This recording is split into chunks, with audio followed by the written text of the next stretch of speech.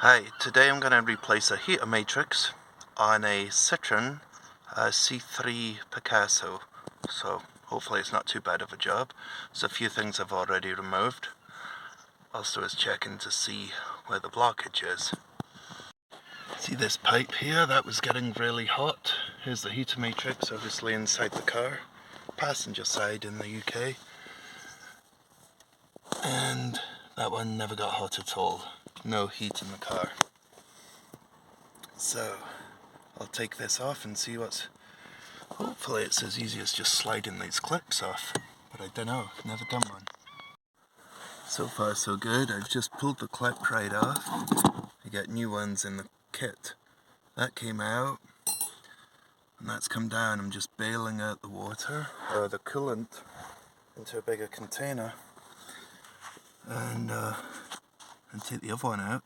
I'm hoping there's enough room for it to slide right out. Looks pretty easy on this. Of course it started to rain, so I'll try and get this done quick. There's a little locking bit here. I've took the 4 screws out from around the edges. There's a little locking bit there. These are both off. So now I'm just going to pull it out. This kit that I've got comes with 2 new... Oh, my light's just gone. I have to change the bulb. Can still see for now. Comes with 2 new O-rings. So I put rubber grease on them to help it slide back in. Then we've got the new clamps. So I'll put all that together and then start getting this bled. Put a new bulb in before I did this. Wanted to make sure I didn't kink anything or get it out of alignment, but that's those 2 back in. Now all I've got to do is bleed this. So over here we've got access to this bleeder, and there's one at the back that you probably can't see, but it's down there. Now all I've got to do is fill it up with those caps off, get all the air out, and then bleed it up.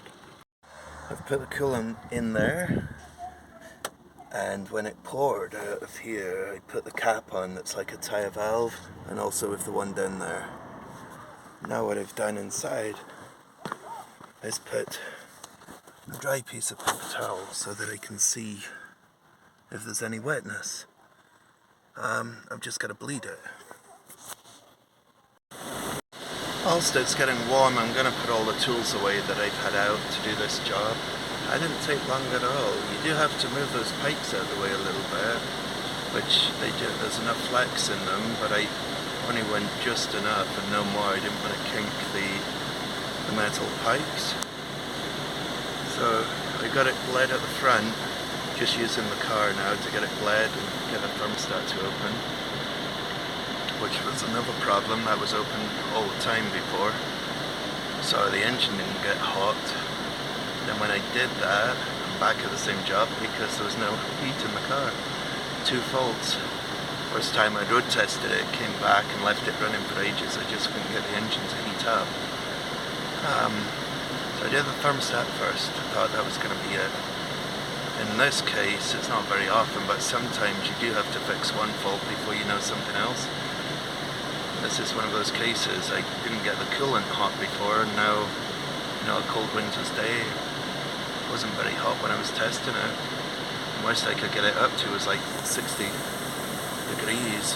I put some clamps on it, on the hoses, to kind of act like a shut thermostat. Then the temperature went up to like 70 something. It improved it a bit. There's no gauge on the car. It has a blue light when it's cold, red light when it's hot. So I had to use a scan tool to see what's going on. Anyway, I'm back. Heater matrix is in. Like I say, I'll put the tools away whilst it's bleeding itself, and then we'll check that it's getting hot.